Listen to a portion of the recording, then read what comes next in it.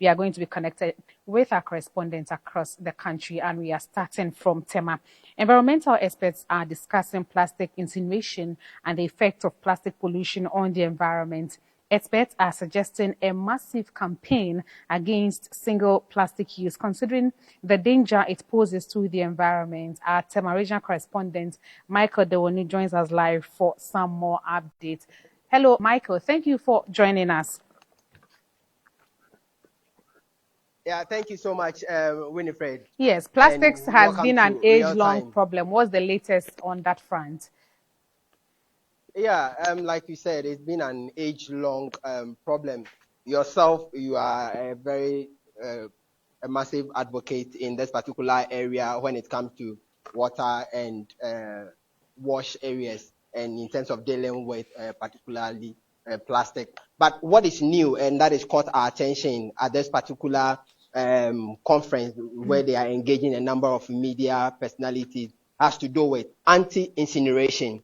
That has to do with, a lot of people think that, okay, I make the plastic, I do the pollution, I can just burn it and I'm free and I'm okay. And we continue to produce plastic to, create waste and pollute our environment. And so this particular conference is really looking at how we can deal with plastic pollution in its entirety. At the very first panel discussion, there were some key issues that were raised that has to do with the need for us to push for a ban on single-use plastics. One of the lecturers coming from University of Environment and Sustainable Development, Somenya, mentioned that if you remember, some time ago, if you are going to buy food from outside, you go with your own bowls. But today, people walk into eateries and they serve them with plastics, they serve them in plastic, and they continue to pollute environment. And so there is a need for education, more and more education to deal with this particular.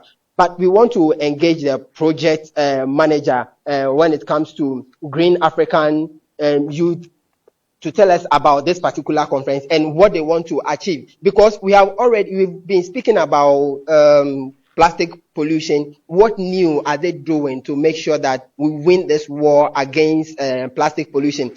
Winifred, you know that by 2050, we are told that there will be more plastic in the sea than fish. And so what are we doing to make sure that we don't get to this particular even bringing us more plastics than the fish that we want. So it's happening before even the 2050 you speak. Very true.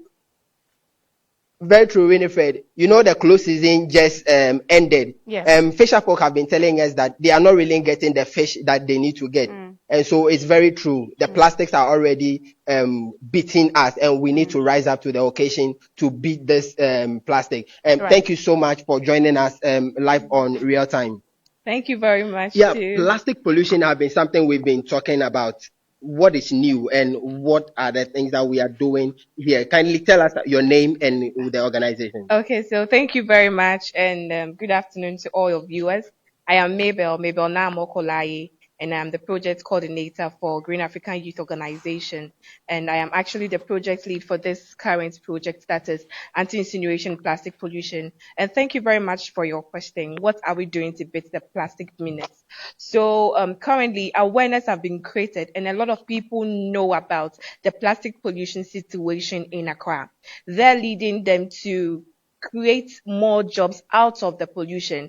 We've been able to sensitize communities. We've been able to go into municipal assemblies and working with them directly so that they'll be able to work hand in hand with the informal waste workers, especially because most of the time formal waste workers are able to get their plastic and the waste in general, but they are not able to penetrate through into the communities. And these communities are where most of the plastic pollutions are. So most of the times we work hand in hand with this grassroots informal waste workers to go into the communities, into the house, educate the individuals that use plastic to desist from using plastic. And that is actually one thing that has really worked. If you don't desist from using plastic, then what can you make out of the plastic? You don't just have to, you don't buy your water bottle or sachet bottle and throw it away when you're done drinking the water out of it. You'll be able to gather it, sell it to recyclers at a reasonable price, and they're giving you some sort of income. Actually, this being the talk of the town recently, people come up with the idea, okay, if you don't want me to do plastic, or if you think waste is becoming too much in my community or in Accra in general, then why don't I just burn them? Why don't I burn them and then I'm gone? Because if I burn them, then there's no waste. And that is the problem. We can see that people are even smoking. Even we standing here, we can smell smoke. Why? Because they don't want to give out their waste to pay for it. So this is what you are trying to tell the community, that burning of waste or incineration of waste is one of the problems that is really affecting us. Recently, we can talk about a lot of lung diseases, kidney diseases, heart failures, and asthma going very high. We should ask ourselves, where are we getting all these things from? In a human body currently, we can say that more than almost half percent of the human body or the human system has plastic. And all these methanes that we inhale from um, this opium burning and incinerations. So the question here is, if you are inhaling all these things and you don't know what you're even inhaling, hospitals burn, um, industry incinerates, Sure. hospital incinerates their waste. In our communities, we also burn our plastic. We burn everything. Then what are we doing to ourselves? What are we doing to our human body? What are we doing to our environment? What are we doing to our land? What are we doing to our trees? Because all these things ends up with photosynthesis issue. If the air is not clean, how do we get good fruits? How do we get good vegetables? If the land is not good to hold the vegetables when we plant and it comes, what shows us that whatever we are eating or whatever we are cultivating is good for the human system?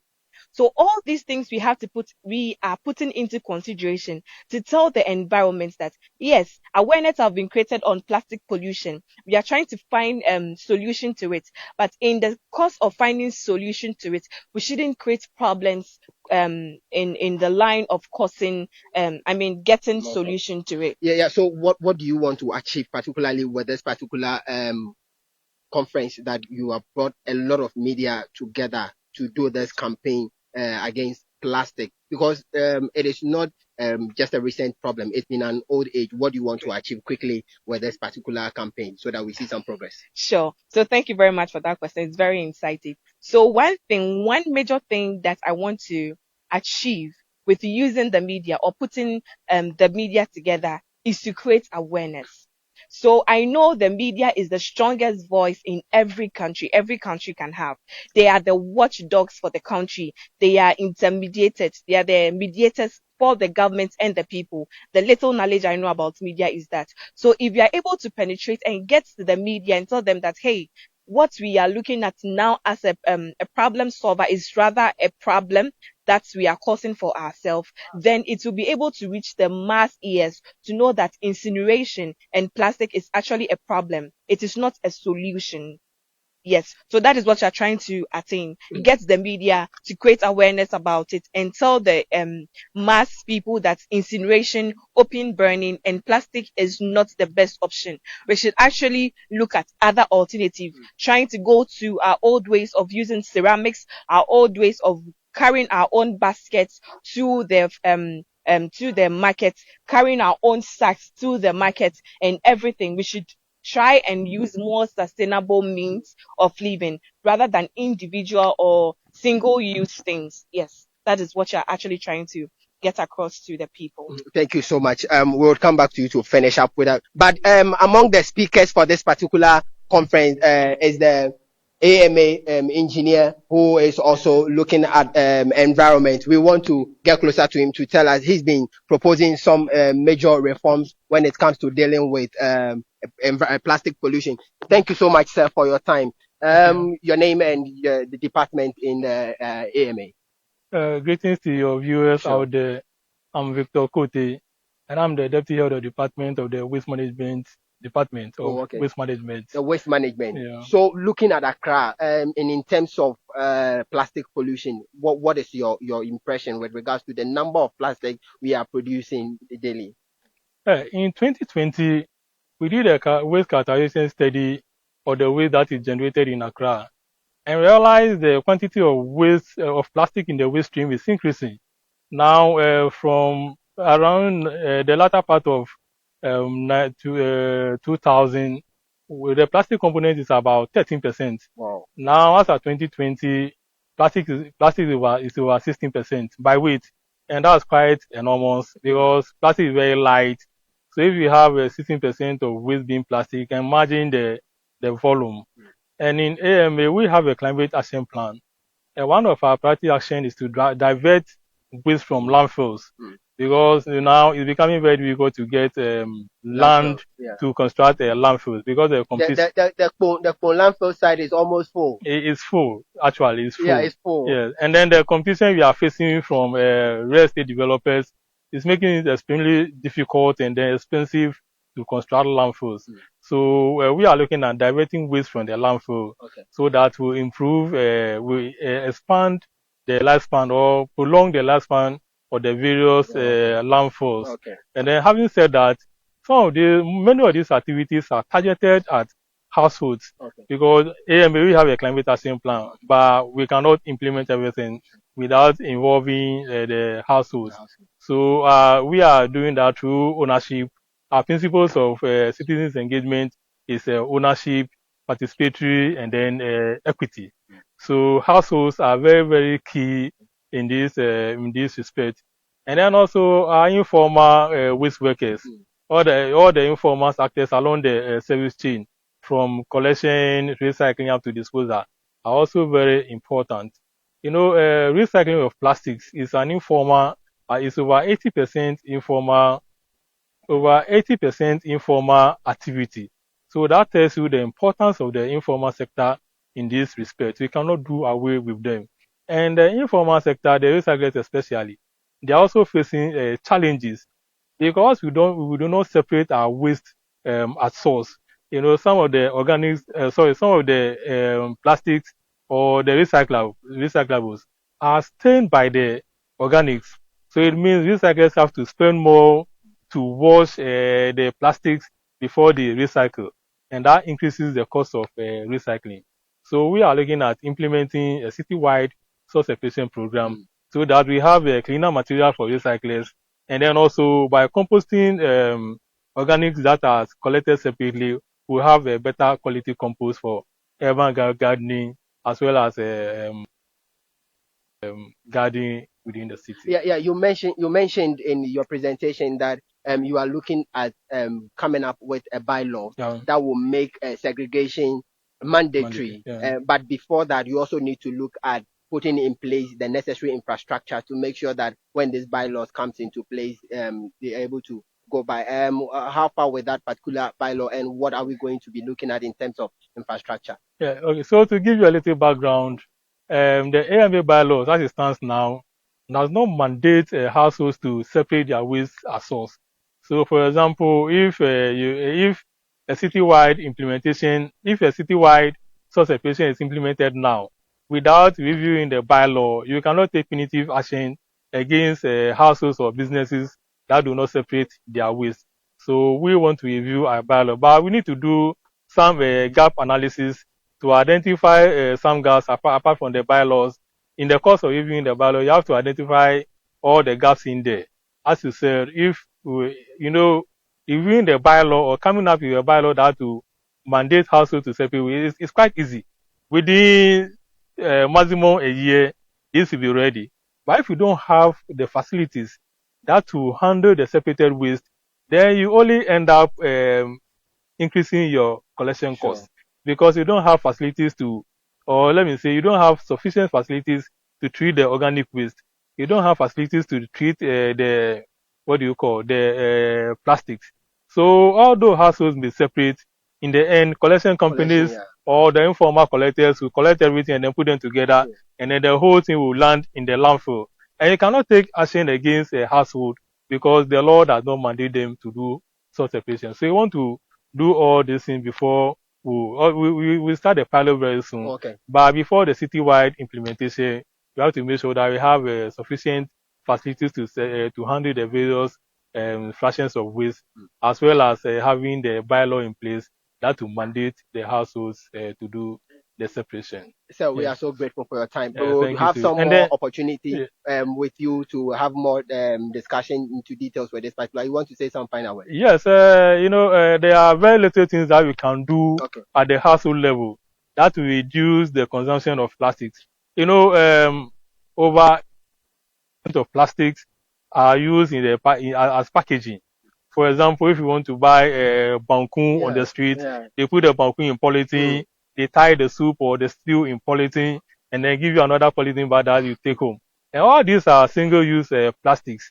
So we can go back to the basics, whereby if you want to send your kid to buy you already prepared food, instead of the kid going with the bare hands, why don't you get the kid a bowl to go and buy the food? After eating, you wash it and then you keep it. That will reduce the consumption of plastics. And then our mothers who go to the supermarkets and then the market, you can go back to the olden days. Go along with your basket, buy your food stuff and then put them in the basket and then bring them home. And then our traders too, the sellers, those doing ready-made food, as well, those using the styrofoam.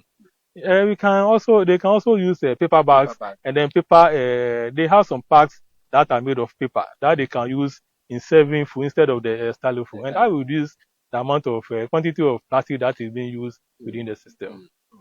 Thank you so much You're for your welcome. time. We are You're welcome. grateful. Yeah. So Winfred, that is the Yes, situation and before the he discussion leaves, that is ongoing. Yeah. Okay. I Go on. think the gentleman has summed up the situation for us in its entirety. The fact that the single-use plastics are so much accessible. It's easy to come Sure. by. It's cheaper. You go to the market, like the example that he just gave.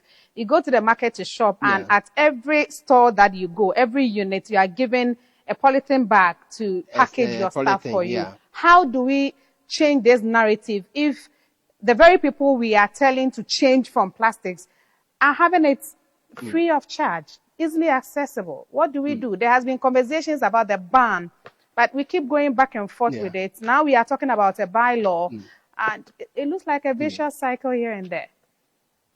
Yeah. Well, I want to put this to him. So the single-use plastic, my colleague Winifred is saying that it's always available. It's free. It's cheap to come by. We've talked about a ban for this particular, and we've been going in circles. What do you think we should do, especially now we are talking about some bylaws to deal with it? What do you think we should do, especially with regards to the ban of this single-use plastic? The ban, we have to have a more extended conversation on the ban of plastics, because, the ban, this is the source of income for some companies. And then also, let's forget about the source of income, but also, what are the alternatives? Yeah. There have been proposals for use of biodegradable plastics, but also there are a lot of polythene bags on the market that are being advertised as biodegradable plastic. But we've done some tests. Okay. We'll put them in the soil for. It doesn't They are just labeled as biodegradable, but actually they are not. It will be very good to have a ban on plastics, because if you look at the havoc plastic is having on our environment, if you look at the drains, they are just full of plastic. So having a ban will be excellent for a practitioner. Sure. But what are the alternatives? We have to have conversation on the alternatives, and then from there, what do you call? We'll go ahead with it. Okay. Yeah, but I need a lot of conversation on that. Yeah. Sure, Winfred. So that's what you say. There is a need for a lot of conversation around this ban of single-use plastic. And so, like I told you, there are a number of media houses that are represented here to also make sure that we all push and come together against this plastic. My colleague, a friend also in the media, Samuel Ajim. He been involved in wash activities as well. And when it comes to issues of environment, he's also been reporting extensively in that particular. So he's also participating in this particular conference, and we want to find out from him his views. You have done extensive reports, especially when it comes to wash and when it comes to environment. What have you identified, especially with regards to plastics finding their ways in our gutters and in our water bodies? I think it's a problem, and for me, we've been speaking about this for too long without moving forward as we want to. But even today, we are talking about incineration, and for me, it is even another lazy man's approach in dealing with the alternative that would rather help us. So you burn the plastics and that is it. But then we are talking about the impact on the environment. Yes, because currently report says that it is contributing, incineration alone, burning is caused about 17% of the pollution. And so it is another way that we thinking that we are solving the problem, but we are rather compounding the whole situation. And I think it's time for us to wake up. But look at this. Like I said, this is the lazy man's approach. The way to go is segregation. But then a colleague just said that humans are born bad. And so unless you are pushed to do the right thing, the measures are there to streamline our activities so that we achieve results. But if we don't have those measures put in place, then you get people going overboard. For me, my house is filthy, it's full of plastic, probably it's not being collected. What do you expect me to do? That's the ordinary man. So I'll just gather, I burn it, but then something is going up, going to have a direct effect on us. So even when we are talking about plastics in our sea, our river, and choking gutters and causing flooding, now here we are wanting to talk about something that is also going to pollute the environment, and that is the smoke that is going up there. So then it's like one step forward, three steps backward. And this all boils down to we implementing the various laws or bylaws we have, and then also taking concrete steps and actions. For instance, if government makes it a policy or decides to target gated communities, start with that, and send beings free to waste is segregated. We know that the ones that will go as plastics, then the degradable ones, and all. So one, you'll be reducing the mess in the system, because then you lay hand on the plastic, you know what you want to use for, whether for recycling or whatever, then you know the degradable ones and whatever you want to use for composting, like they say. So me looking at it, it's like we are not taking the action, and a lot of individual interest is making us stagnant. Why? Because probably some organizations are milking out of this situation, and probably those who are in the helm of affairs, who are supposed to put the laws down for us to follow through, are not doing so for probably their personal reasons. Yes, if we leave Samuel the whole of the day, he's so passionate about this subject, I know, and yes. But I agree with him. Implementation is very key in this discussion, and he being a core member of the Ghana Wash Journalists Network, I believe that we all have to come together and put authorities on their toes to ensure that these implementations come up for discussion, and then we do the needful for the environment. We may have to end our conversation here this afternoon, Michael. Sure. So the call to action, the call is that we all have to go into action, because the talk has been too much for us to put an end to plastic waste pollution in this country. Thank you so much, Winifred, for having us. Right. Gentlemen, thank you so much for also, taking up this fight so that we all protect the environment. Michael Dewonu has been coming to us from Tema, and he's telling us about a discussion ongoing currently with environmental experts as they seek to find ways to deal with the environmental problem. My name is Winifred Ofum. Michelin Taka will be joining us at 2 for the news. Until then, please do enjoy the rest of our programs.